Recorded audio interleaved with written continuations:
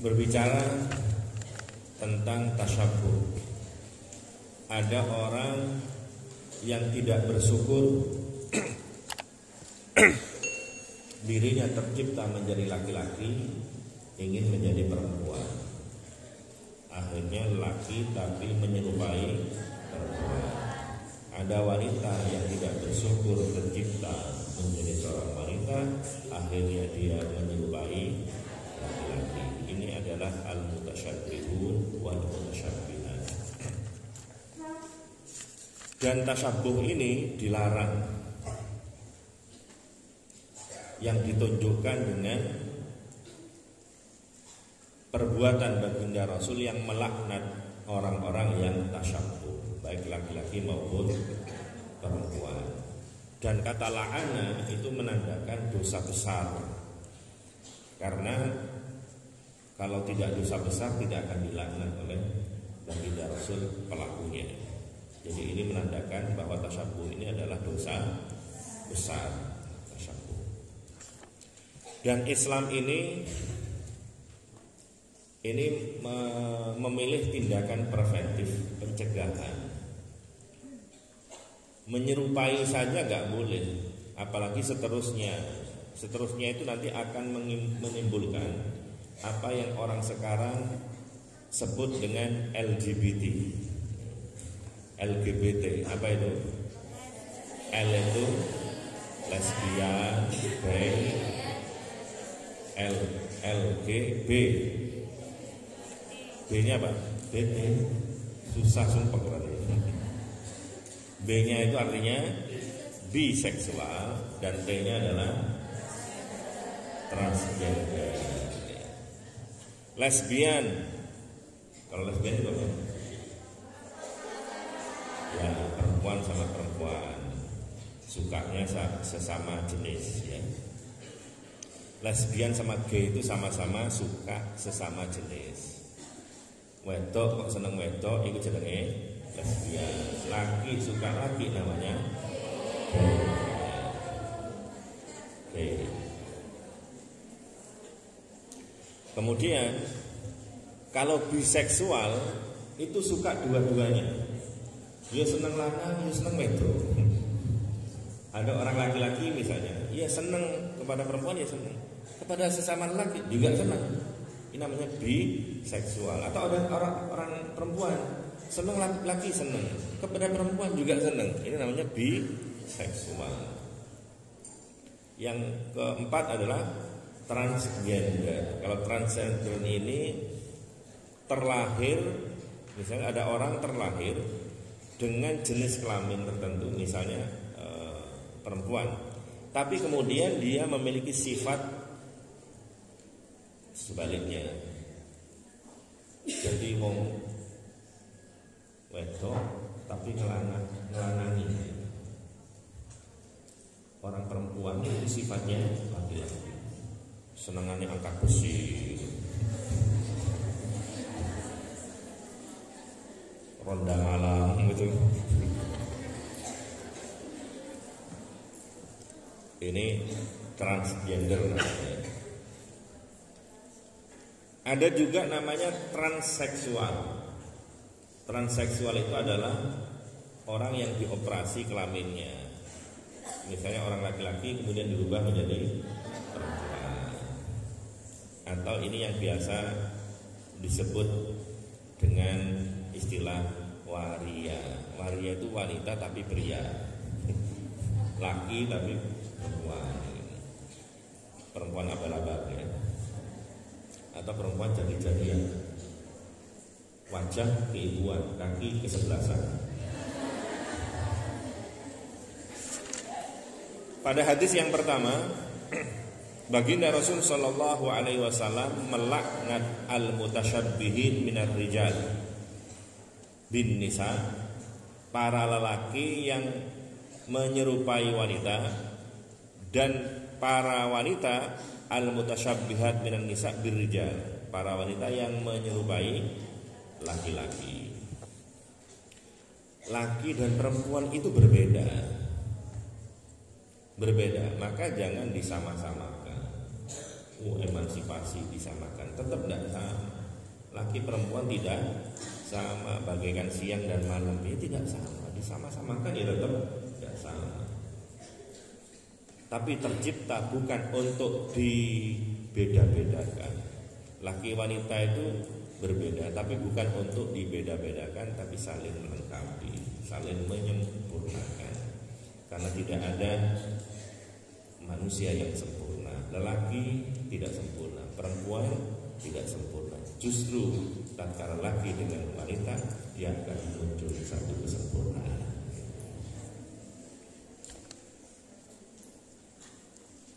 Maka ya jangan disama-samakan. Maka emansipasi itu bukan artinya menyamakan laki dengan perempuan, perempuan dan laki-laki. Oh semuanya harus sama, olahraga harus sama. Laki-laki angkat besi, wanita boleh angkat besi dong. Ini tidak boleh. Ini justru akan melecehkan wanita. Karena punya sifat berbeda, karakter berbeda, maka sisi keutamanya berbeda. Contoh, perempuan itu yang baik, yang lemah gemulai, betul. Tapi orang laki-laki yang baik, yang bagus justru yang kekar, gagah. Orang laki-laki kok lemah gemulai, yang perempuan kok kekar. Ini justru menjadi sifat negatif. Pada hadis yang kedua, baginda Rasul Shallallahu Alaihi Wasallam melaknat orang yang menyerupai perempuan dan orang yang menyerupai laki-laki. Bahkan baginda Rasul menyuruh untuk mengusir orang-orang yang seperti itu dari rumah kita tatkala mereka masuk rumah kita. Dan Rasul pernah satu saat mengusir orang yang demikian, orang yang lelaki tapi dia menyerupai wanita. Dan juga Sayyidina Umar pernah juga mengusir, mengeluarkan orang yang seperti itu dari rumahnya. Di zaman baginda Rasul Shallallahu Alaihi Wasallam diceritakan oleh Abdullah bin Amr bin As. Satu saat Abdullah bin Amr bin As ini melihat seorang wanita namanya Ummu Sa'id. Ummu Sa'id ini memegang pedang. Kemudian dia berjalan dengan seperti jalannya laki-laki, koyok jalannya tentara, dengan gayanya orang laki-laki. Maka kemudian Abdullah bin Amr bin As ini kemudian dia mengingatkan, ingat Rasul melaknat para wanita yang menyerupai laki-laki. Dan kemudian aku juga mendengar baginda Rasul bersabda, laisa minna man tashabbaha birrijal minan nisa. Bukan termasuk golongan kami, golongan Kanjeng Nabi Muhammad sallallahu alaihi wasallam, orang laki-laki yang menyerupai perempuan dan sebaliknya. Maka di dalam filosofi Jawa, lek wong wadon iku nyuwun, wong lanang mikul, itu saja dibedakan ya. Orang perempuan kalau kalau pulang dari sawah, itu kalau laki-laki mikul itu loro, depan belakang ya. Orang perempuan nyuwun, membawa hasil panennya gitu. Maka ini dibedakan. Maka dalam filosofi ini juga masuk kepada warisan. Warisan itu 1:2, perempuan 1, laki 2. Kenapa? Lek wong wadon nyuwun kan 1. Tapi lek wong lanang mikul kan depan belakang 2, bagiannya 2. Maka pembagian itu sesuai dengan tanggung jawabnya. Kemudian menyerupai dalam hal apa yang tidak boleh itu, atau menyerupai yang bagaimana? Ada 2 syarat setidaknya seseorang dikatakan tasyabuh yang dilarang. Yang pertama adalah tasabbuh ayyatazayya ahaduhuma bima yahtassu bil akhar. Seseorang laki atau perempuan dia memakai satu perhiasan dengan perhiasan yang tertentu untuk selainnya. Artinya kalau laki-laki memakai perhiasan yang khusus untuk perempuan dan sebaliknya. Perhiasan itu boleh jadi pakaian, boleh jadi jam tangan, boleh jadi celana, ya boleh jadi apalagi wong lanang kok pakai kado, itu kan khusus perempuan kayak begitu ya. Atau gelang kaki misalnya. Pokoknya sesuatu yang khusus untuk perempuan, atau mayoritas untuk perempuan. Ya. Tidak hanya khusus untuk perempuan, tapi mengenakan pakaian atau perhiasan yang mayoritas itu digunakan untuk orang perempuan di tempat itu. Jadi ukuran tasabuh itu adalah lokal. Ya di tempatmu itu loh, misalnya di desa apa gitu, atau di kecamatan apa biasanya pakaian ini dipakai oleh orang laki-laki, maka ya jangan kamu pakai, dan juga sebaliknya gitu. Dan itu berlaku ya tidak hanya pakaian, termasuk gaya bicara. Laki perempuan gaya bicaranya beda, gaya jalannya, gaya dandannya ya.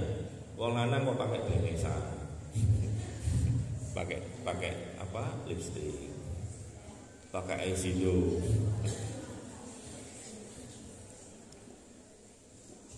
Tidak boleh ya.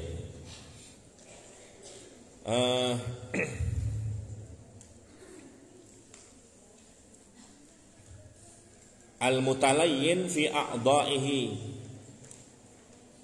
orang yang meluaskan, melemah gemulaikan gerakannya. Itu orang laki-laki tidak boleh kayak begitu. Wa kalamihi, tadi ucapannya, wa khalqihi, dan juga mungkin bentuk tubuhnya. Jadi tidak boleh gerakannya, gaya bicara, gaya jalannya, gaya dandannya tadi tidak boleh ya. Seperti cincin saja ada modelnya. Mana yang khusus laki-laki, mana yang khusus perempuan. Kok wong wedok gawe akeh? Itu tidak boleh, itu khusus laki-laki begitu. Orang laki-laki juga pakai cincin, tapi cincinnya model perempuan kan ada sendiri, itu tidak boleh. Itu termasuk tasyabbuh ya. Tasyabbuh. Yang kedua, wan nahyu mukhtassun biman ta'ammada dzalik. Katanya Ibnu Hajar, tasyabbuh itu yang kedua ya, itu dengan sengaja, ada kesengajaan. Berbeda dengan orang yang memang fitrahnya demikian. Misalnya ada orang terlahir laki-laki jenis kelaminnya, tapi dia sifatnya feminin. Atau sebaliknya, terlahir perempuan tapi dia tomboy atau maskulin, jantan. Perempuan tapi jantan. Lah ini kan tidak sengaja. Wis ada yang seperti itu. Lah kalau memang dia seperti itu, maka dia harus memaksa dirinya untuk merubah perilakunya. Jadi kalau yang tidak sengaja karena bawaannya itu orang yang model kayak begitu, maka itu tidak berdosa. Tapi dia harus berusaha sekuat tenaga untuk merubah perilakunya. Jadi khusus yang disengaja, sehingga ini kira-kira lek ono arek wedok kok macak lanang juga dipakaikan kumis ya, kasih jamban, pakai laki-laki, tapi untuk keperluan drama, sinetron atau yang lainnya boleh kan? boleh. Apa dasar kamu mengatakan begitu?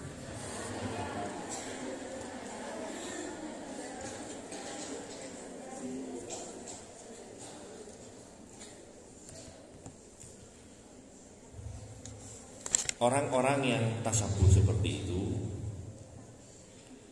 harus diusir dari rumah. Ya. Kenapa? Supaya tatkala Allah murka, maka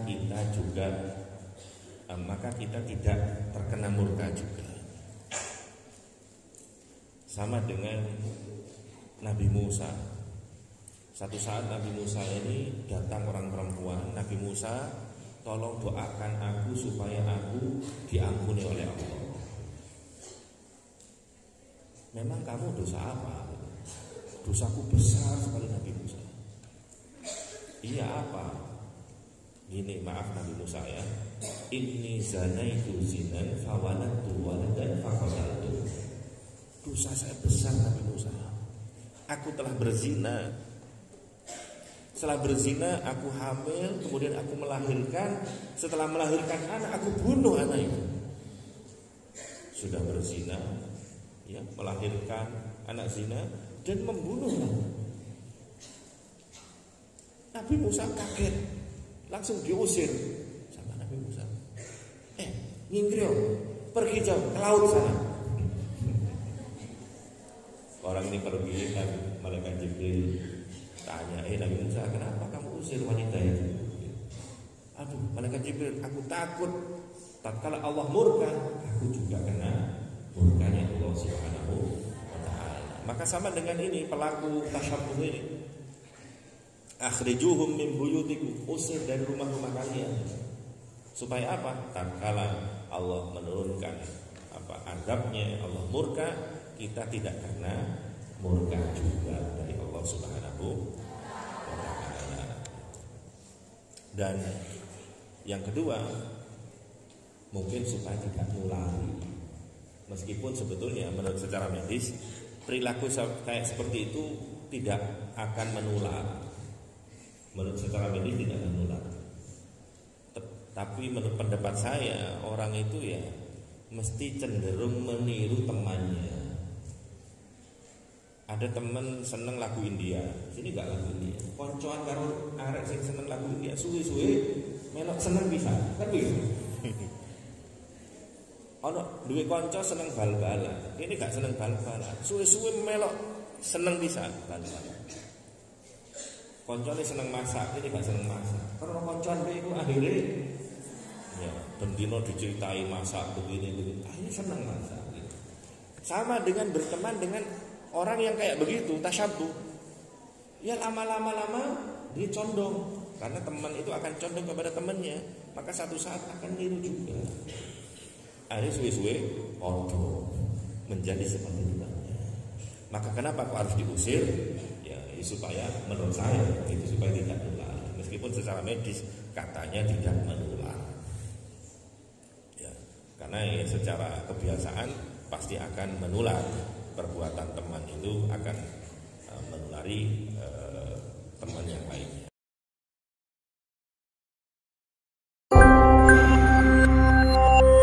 Audio Jungle.